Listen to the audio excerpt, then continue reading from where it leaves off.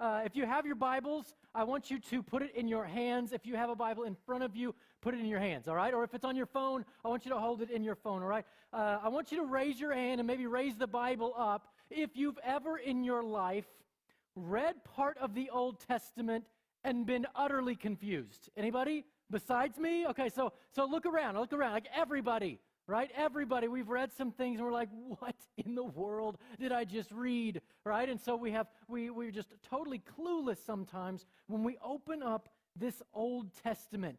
It seems like, okay, we should probably just follow this thing and just ignore this thing. And so we don't even read the Old Testament. We just focus on the New Testament, because it can seem so weird, right? I mean, maybe you got the gist of it. I mean, maybe you got the gist of the Old Testament.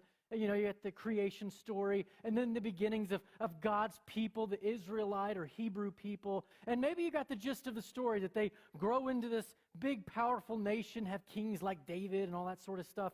And then they begin to crumble, right? Because of their sin, they begin to drift apart, and ultimately they divide into two, and then they're conquered, and that's the gist, right? It seems like that's the story of the Israelite people.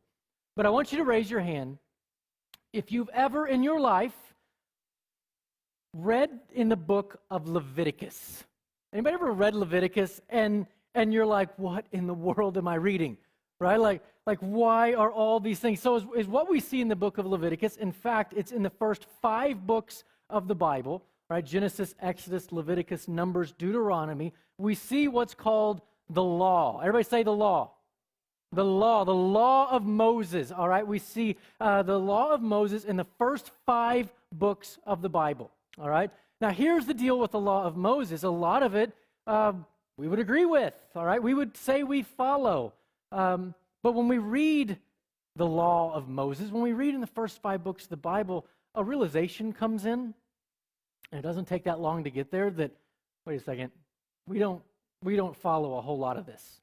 Right? We follow this, but not this. See, I'm convinced that the Christian church is going to be facing very difficult questions as we move forward in this post-Christian culture. So there's a lot of things, a lot of beliefs that maybe we have that we don't even know why we have them. And maybe that's worked in the past, and maybe that's got you through some different conversations, but I'm convinced that non-Christians have a common question for Christians, and that is, what hypocrisy? You follow some, but you don't follow others. Why do you follow one law, but not another?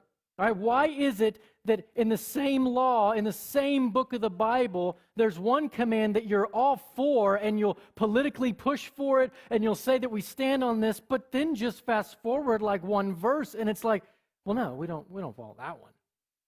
And we're paralyzed by this. And the reality is, like we've even been in this situation where, like, we don't know. We don't know why we believe one and not the other. We're kind of just going off of what everybody else believes a little bit. And see, the tendency when we don't know why we believe what we believe, the tendency is for us to do exactly what the church is accused of doing, and we just pick and choose. You see, if we don't know why we believe and follow certain laws in the first 5 books and why we don't, then it just leads us to doing the same thing. Like, I don't like that one.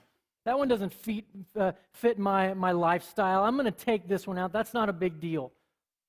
See, this is the reality. This is the easy thing to do, to just pick and choose. All right, so I want you to turn to Leviticus 19. All right? We're not going to be like in Leviticus. Don't worry. We're not going to spend the whole sermon on Leviticus. You're like, wow, I'm really glad I showed up today. I just want you to look at a few verses. All right, look at Leviticus 19:11. All right, we're just going to look at a few. Do not steal. Do not lie. Do not deceive one another. We like that. That sounds right.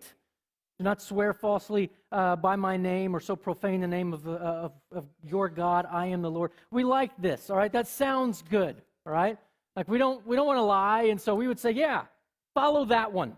All right, follow that one. But then you keep going. All right, and it has all sorts of things. Just kind of fast forward to do not pervert justice. We would say we would agree with that. Don't spread slander. Yeah, that sounds bad. But then you keep going and look at verse 19. All right, we're in the same chapter of the Bible. Verse 19. Do not mate different kinds of animals. That's a sin? Like that's on the same thing as the other things that we would agree with? Keep reading. Do not plant your field with two kinds of seed. Really? Like that matters? And listen to this. Get ready. Get ready. You're getting ready to break the law right here. Do not wear clothing woven of two kinds of material. So help me, if you have half polyester and half cotton on right now, you are breaking, you are breaking this law. I mean, this is reality. Fast forward a little bit. Look at verse 26. Do not eat any meat with blood still in it. Raise your hand if you like your steaks rare. How dare you? Right? How dare you? Look, I mean, seriously, you're going against this, right? But then the very next verse. Don't practice divination or sorcery. Well, yeah, we would say that one. Forget the whole steak thing. We would say that part of, so we agree with half of verse 26. Right? Half of verse 26 is right, half of it's wrong. Look at verse 27. Do not cut the hair at the sides of your head. Anybody have a sweet bowl cut in the 90s? All right, because I did, and it was glorious, right? It was amazing. I had sweet cut on the side of my hair, and like, how dare my parents, right, allow this to happen? Or clip off the edges of your beard, all right? So don't be trimming that beard. Do not cut your bodies for the dead. We would like that. Don't put tattoo marks on yourselves. My guess is a huge portion of us right now have a tattoo. And so it's like, okay, we agree with some, but we don't agree with other. But right after tattoo, then it goes, do not degrade your daughter by making her a prostitute. Well, yeah, like that sounds bad. Don't do that, right? Definitely don't do that. And so we're left in a predicament. Why do we believe some of this and some of this we don't? We're paralyzed by this because some of this sounds comical and some of this we would say is our foundational beliefs. Why? Why do we like one when maybe even in the same verse it says something different that we don't like? Today I want to empower us and I want to encourage us and I want us to see there is an answer for this. There is a reason. Right? Tell your neighbor, say, there is a reason. There is a reason for this, and we're going to dive into it. And as we wrestle with this, as we try to figure out, okay, why do we allow this one and this one we stand against? As we wrestle with this, I want us to see two things start to come to the surface. Two things that we're going to focus on, and it's our big idea of the week today. See, there's 613 laws in the first 5 books, called the Law of Moses. But we're going to see that Jesus is calling us to two, to love God and to love others. To love God and to love others. Look at Matthew chapter 22, verse 37. The words of Jesus. Jesus replied, love the Lord your God with all your heart, with all your soul, and with all your mind. You remember the context, right? This is where the Pharisees are asking him, what's the greatest commandment of all 613? What's the most important one? And he doesn't even bat an eye. Love the Lord your God with all your heart, with all your soul, with all your mind. This is the first and greatest commandment. And the second is like it. Love your neighbor as yourself. Look at verse 40. All the law, everybody say law. All the law and the prophets hang on these two commandments. See, over the past month or so, we've been looking at the words of Jesus, all right? So we've been looking at his specific words, and my hope is, and then my prayer is, that we're allowing his words to shape our views. See, we like to form our own views based on different voices that come our way. But my hope and my prayer is that over the past several weeks, we've started to see that Jesus' perspectives are very, very different. Right? We've looked in the Beatitudes, the first part of Matthew chapter 5, and we've seen that Jesus is calling us to things like mercy, not giving somebody what they deserve. He's calling us to things like being a peacemaker. Right? This isn't necessarily the big things that we're pushed towards, right? That we're to be pure in heart. Like, these aren't the big popular things, but this is what Jesus is telling us to do. His words are very different. And today, as we continue, we're going to dive into continuing on in the Sermon on the Mount today. We're going to see that what Jesus' word, or what Jesus has to say, is the reason why we choose some, it seems like, and some we don't. All right? But to do this, to understand this, I want you to get your notes out, all right? You're going to need your notes today to help make sense of this, all right? So in your notes, you have 4 blanks, like 1, 2, 3 equals 4, all right? You got that? All right, raise your hand if you got that. All right, you got your notes in front of you. Okay, in those first 3 blanks, we'll worry about the 4th one in a second. I want you to write these 3 words, all right? The first blank, write civil. Pardon my bad handwriting. The second one, ceremonial. And the third one, moral. All right, now let's address a reality. Some of you are here like, well, I just checked out. Like, well, this is boring. I want us to see something. Check out. Go for it. Mentally check out and not focus on this, not try to stay here, but understand this is the reason. All right, so if you want an answer for why we believe some and why we don't, stay with me. All right, stay with me on this because we're going to see that through this, we're going to have an answer for why we follow some and why we don't. All right, so this right here, civil. Everybody say civil. Everybody say ceremonial. Moral. All right, these 3, this makes up the law. All right, so put that in your notes. Like, this is the law of Moses. All right, this is the 613 commands. All right, 613 things. But it's what you see when you open up the law. And, part of that's what we read just now. Right, and some of the law we like. And some of the law we think is really weird. All right, and some of the law, we're not sure if we're supposed to follow it. Right, and so this 613 things is what you see. If you write down all these things, you see 3 themes start to rise to the top. That these 613 laws are divided into 3 different types of laws. Civil laws, ceremonial laws, and moral laws. Right? And I know some of us are like, okay, I'm trying to stay focused. But you're talking about ceremonial laws, and I don't care, right? But stay with me, okay? Stay with me, because this right here is the reason why. All right, so, let's just talk real quick. Civil laws, because you're like, I don't know what civil laws are, right? Civil laws have to do with Israel, all right? So they have to do with the government of Israel, all right? The theocracy, all right?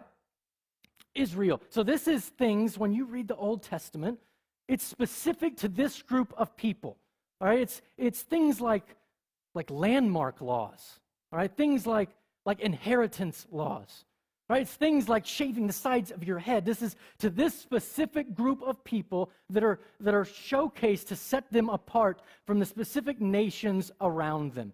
All right, and so this is a bunch of different things that have to do with the very technical side and theocracy side. When you think theocracy, think like God government with that side of things. So like rules and laws about cattle regulations. I mean, like the things that you and I read, and you're like, well, I'm going to keep reading. That was boring, right? Like this is the civil law, all right? It's specific to the people of Israel, all right? And so it's the ones that we read, and we're like, well, I don't follow that, right? And so then we get to the ceremonial laws, all right? Now, these are a little different, all right? These are tied to, let's say, priests and sacrifice, all right? So write that in your notes, like priests and sacrifice. So the ceremonial laws are a little different, all right? They're different than the civil laws. The ceremonial laws are the ones that have to do with like burnt offerings and animal sacrifice. You guys remember those, right? Like, or things having to do with disease and being ceremonially clean, right? You can't touch certain things. You can't do certain things, right? It has to do with the festivals that they're called to celebrate, right? The big words like atonement and the Day of Atonement, like all these different laws and commands. This is the ceremonial law, right? And it's what was required. Like it's also included like the rules regarding the priests, right? So when you're reading this, you're like, I'm not a priest, all right? But these laws regarding the priests, and you got to do this in order to stand here, and you got to handle this way and this way. You're reading this, and you're like, oh my goodness, I am struggling following along. This is what it is. It's the ceremonial law, all right? And this is what we see if you rewind. Remember that beatitude, blessed are the pure in heart, for they will see God. Right? Remember that this went right against what was the ceremonial law. Right? Blessed are you if you're ceremonially clean, and then you can experience the presence of God if you're in the Holy of Holies and all that sort of stuff. Right? So this is what we see. Civil and ceremonial. The third one is moral. All right? This one is tied to the character of God. All right? So the first one is tied to Israel. It's like the theocracy of Israel, the specific rules that apply to that specific people. All right, ceremonial are those that deal with sacrifice and priest requirements and cleanliness and uncleanliness. Moral is the character of God. Moral has to do with the relationship with God and with others. See, moral has to do with idolatry, putting something before God. It has to do with adultery, right? It has to do all sorts of sexual sin, all right? So in the moral law, when you read this, and a lot of it's found in Leviticus 18, I believe, where a lot of it is sexual sin, right? So there's things like homosexuality, there's things like incest, there's things like adultery and things that we would maybe stand against, and maybe we wouldn't stand against them. But this is the moral law, all right? So this is lying, this is cheating, this is stealing. All right, these are the things that a lot of us would say, yeah, believe that one. But this is the law, right? So this is the law of Moses, 613 things divided into these three things. But we have to understand something. To understand why we pick and choose, it seems like, is that this thing is going somewhere, all right? So if we were to add this, and you got this little formula in your notes, all right? We're going somewhere with this. There's a purpose that God has established this in the Old Testament. See, the ultimate goal for the people of Israel, the ultimate goal was not just to do these things to do them, and this follow these different commands because they're supposed to. No, there's a goal with this, and that's to be counted as righteous or holy. And I know if you've been a parent in the past 10 years to little kids, instantly you're thinking of the turtle from Finding Nemo, righteous, righteous, right? I know. But this is the goal, all right? The goal is to become righteous. If I can do these things, I'll be counted as righteous. I'll be counted as holy. I just have to do these things. Right? I just have to accomplish this. This is the Old Testament. Do all these things and be counted as righteous, be counted as holy. If you don't, you face the wrath of God. Sometimes you read in the first 5 books and the consequences for breaking these things. Oh, it seems a little over the top, right? It's stoning, it's being killed, it's all sorts of things.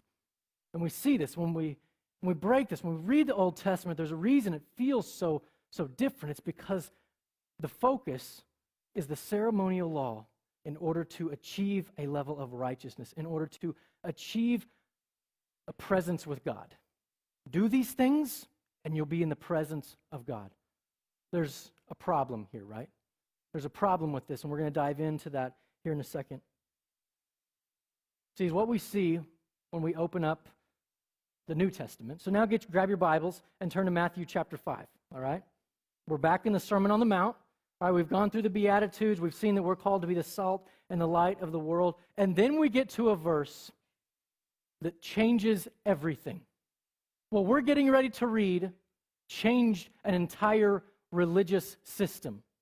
What we're getting ready to read is the very reason why we don't have to do all these things in order to be considered righteous or holy. The words where he's getting ready to say change the world forever, and they're often words we just skip right over. Verse 17, Matthew chapter 5, verse 17. Do not think that I have come to abolish the law or the prophets. I have not come to abolish them, but to fulfill them. Everybody say fulfill. Everybody say fulfill. I tell you the truth, until heaven and earth disappear, not the smallest letter or the least stroke of pen will by any means disappear from the law until everything has been accomplished. See, what we see is that Jesus fulfills this law. What does that mean? What does it mean that Jesus fulfills the law? My guess is we've all read that verse, right? Or the vast majority of us have read that verse. What does that mean, to fulfill the law? Well, what's the goal? Righteous, right? Being righteous, being holy. This is the goal. And Jesus fulfills this. So if we're going to have Jesus down here, and he's going all the way, boom, he fulfills this. Right? This is massive, all right? This is why we follow some and some we don't, right? Because Jesus fulfills this. This is the reason why he says in John 14 that I am the way, the truth, and the life, that no one comes to the Father except through me. How did we go to the Father before? We do these things. You do these things, then as a priest you can stand in the presence of God, and he's coming and he's saying the only way to stand in the presence of God is me. You can be as good as humanly possible. You can follow this to a T. But if we're going to listen to the words of Jesus, he's like, well, that's good, but the only way to the Father is me. That's it, is a personal relationship with Jesus. So, in other words, we can go to church for decades and decades and decades. We can follow all these things to a T. We can be so religious that people are like, whoa, that person's really tight with God. But the reality is we don't know Jesus. And so we will have the same consequence. We will face the wrath of God without Jesus. That's why in Romans 6:14, Paul tells us that you're no longer under the law, but you're under grace. Right? You're not under all these requirements in order to be counted as righteous, as holy. You're not under this. You're under grace. And so live with freedom, because this is who you're under. You're under Jesus Christ. This sounds good, but we're still left with a pretty big question. Well, why do we choose some and why do we ignore others? Right? We get that Jesus fulfills it. So does that mean that, if Jesus fulfills the law, then why do we care at all about any of these? Why are any of these a big deal? Why does it matter if we steal? Why does it matter if we commit adultery? If Jesus is the way, then why do these matter? Well, let's think of the verbiage he used. He said, fulfill. Everybody say fulfill again. Fulfill. He chooses this word for a very specific reason, because that's what he's doing. He's fulfilling it. He's not negating it. He's not abolishing it. He's fulfilling it. So to understand why we follow some of these and why we don't, well, let's see, what does it mean that Christ fulfills these things? All right, so let's take the civil law. All right, the civil law, we don't follow. All right, my guess is you don't know and have memorized the laws regarding landmarks and inheritance and all this sort of stuff. We don't follow this. Why? Why don't we follow this? It's in the Bible, right? Why did you allow bowl cuts in the 90s, right? Why? You shouldn't have, right? Because this says not to. Well, there's a specific reason. Because Jesus fulfills these requirements. See, what we see is Jesus, he literally changed the world, right? He changed an entire belief system, and he said that this message of hope, this is for everyone. It's for everyone. It's not just for this specific group of people.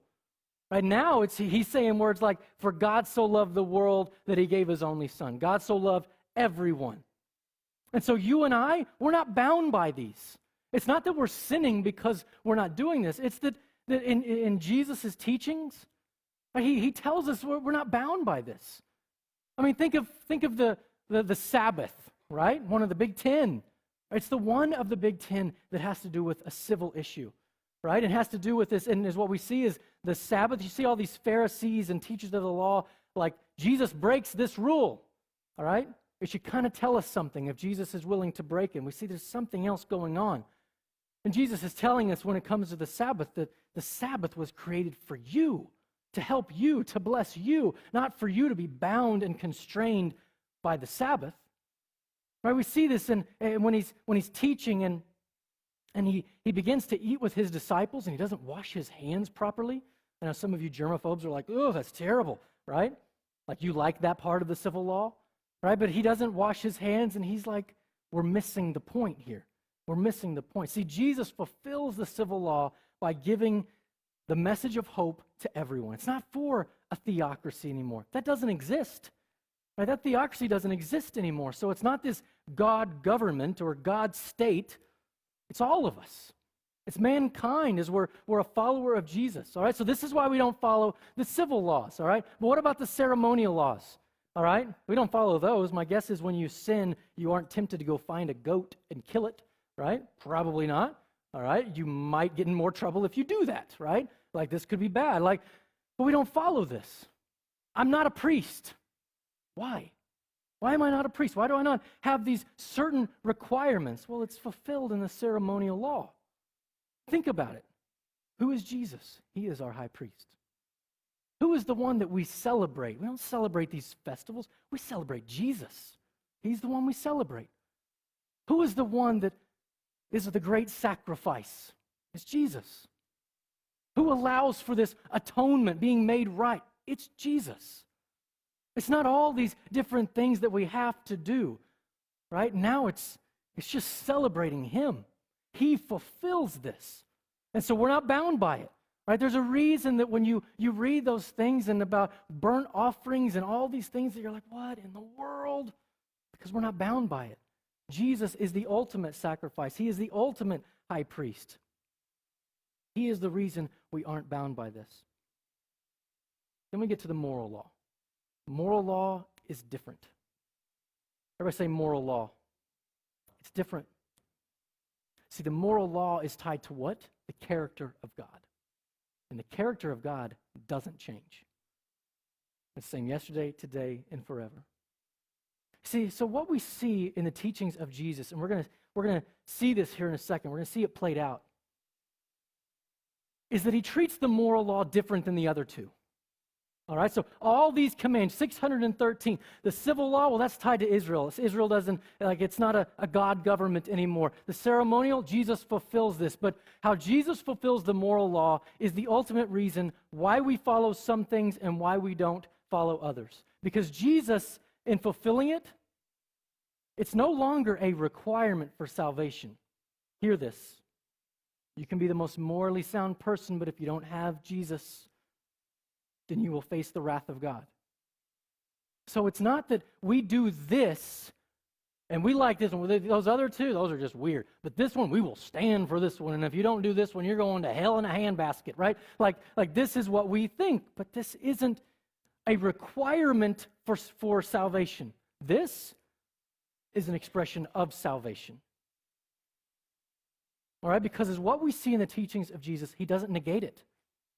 Of all three, he doesn't negate the moral law. Instead, he expands on it. He increases it. But it's no longer a constraint. It's no longer, I have to do this in order to be saved. Now, in him fulfilling it, he's now made it an expression of the heart. All right, our morality, write this in. Our morality is now an expression of the heart. You see, the moral law is not a requirement for salvation. Now it's an expression of who we are on the inside. We do these things because of who we really are. All right, go back to Mark chapter 7 when we're talking about that issue of him not cleaning his hands and that sorts of thing. All right, Mark chapter 7, verse 6. Jesus says this, Isaiah was right when he prophesied about you hypocrites. As it is written, these people honor me with their lips, but their hearts are far from me. They worship me in vain. Their teachings are but rules taught by men. They got this down to a T, but they're not living out their faith. Right? It's not an expression of their faith. And what we see in Mark chapter 7 paints a very clear picture of why Jesus expands on the moral law. Right? Because he didn't wash his hands properly. And so Jesus goes into this thing where it's not about what comes in, it's about who we are and what comes out. Right? It's not about how many times you go to church. It's do you live out your faith when you're at school on Monday morning, getting ready to start on later this week. It's not about did you do all these certain things and you dotted your I's and you crossed your T's when it came to the Bible, but are you living it out when you're with your friends in the neighborhood or you're at work in the boardroom or in the break room? Like, are we living this out? Because our morality is an expression of the heart. And listen to Mark chapter 7, verse 20, the words of Jesus. He went on. What comes out of a man is what makes him unclean. Everybody say unclean. What comes out makes him unclean. From within, out of a man's heart. All right? So what comes out of a man's heart? Look at this list. It's nothing but moral issues. Come evil thoughts, sexual immorality, theft, murder, adultery, greed, malice, deceit, lewdness, envy, slander, arrogance, and folly. All of these evils come from inside and make a man unclean. Look at that list. That's moral issues. That has nothing to do with civil requirements or ceremonial obligations, right? This list right here, this is our morality. And he's saying whatever comes out, that is who you are, right? Our morality is what comes out of us. And so clearly, he doesn't negate the importance of our morality. He expands it. Right? Keep reading in the Sermon on the Mount. All right, so he's fulfilled the law, but listen to his teachings. He keeps going and he brings up certain topics. And each topic he expands upon. Each topic is a moral issue because this matters to God. Right? Think of murder, all right? You've heard that it was said that people long ago do not murder, and anyone who murders will be subject to judgment. But I tell you, anyone who is angry with his brother will be subject to judgment. Now, it's easy. It's we either murder or we don't, but he is making it an issue of the heart. He is making it an issue of anger and acting upon that anger, because my guess is some of us in here, we have been wronged. Right? We have been wronged, and so we have anger stirring up in us. How dare they talk to us that way? How dare they bring that up? How dare they go there? How dare they say that? And so anger is building up. And he's telling us out of our heart comes our morality. So are we going to act upon that anger? Because murder faces judgment. Those who act in anger face judgment. It's an issue of the heart. Our morality is an expression of what is on the inside. Listen to how he keeps going. Adultery. You've heard that it was said, do not commit adultery. But I tell you, anyone who looks upon a woman with lust has already committed adultery with her in his heart. Think about this. This goes from like, well, yeah. I mean, no, I haven't committed adultery, to where all of us are like, well, yeah, I've kind of done that before. Because it's now an expression of our heart. This is no longer a list of to-dos. Now it's an overflow of who we really are. Our morality matters. Our moral thoughts matter. Our intentions matter. Keep reading. Divorce. All right, what does Jesus have to say about divorce? Listen, divorce could seem like a civil issue. And you're like, look at the first line in verse 31. It's been said, anyone who divorces his wife must give her a certificate of divorce. Right, this has got civil law written all over it. But now he makes it a moral issue. Right? Anyone who divorces his wife must give her a certificate of divorce. But I tell you that anyone who divorces his wife except for marital unfaithfulness causes her to become an adulteress, and anyone who marries the divorced woman commits adultery. Now, all of a sudden, this issue that was once a civil requirement, Jesus says, no, it's a moral issue, because out of the heart comes our morality. See how he's taking the moral law, and he's not negating it like he did the other ones. He's expounding on it. And sometimes this is offensive. Sometimes this is like, we wish it wasn't in the Bible. But it is. Like, keep reading. Think about our oaths, right? It says, don't break an oath. You've heard it said, don't break an oath.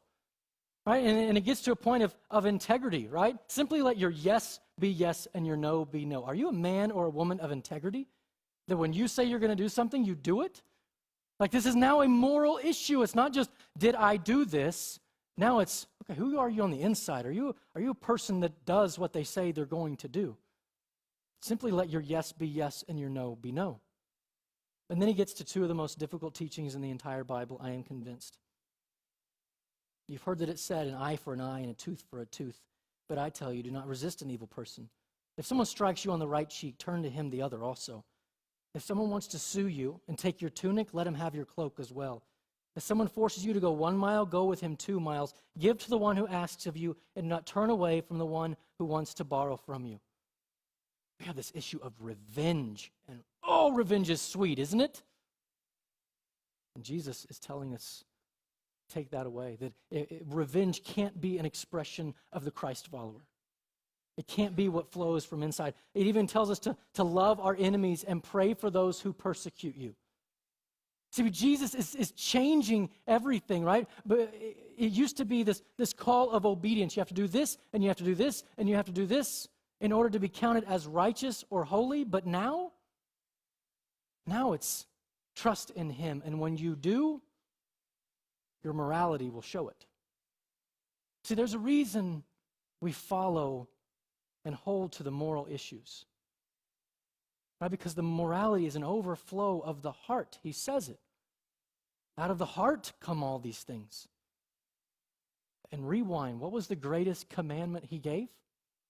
What's the most important commandment in the entire Bible? Love God with all your what? Heart, your soul, and your mind. Love your neighbor as yourself. How do we showcase to the world that we are loving God with all of our heart, with all of our soul, with all of our mind? What comes out is clean. See, we showcase to the world our morality, because our morality is what comes from within. This is a crucial thing to understand. See, the moral law is not a means of salvation. So when you read these things, they're not a requirement. And you look, like just look at Leviticus chapter 18.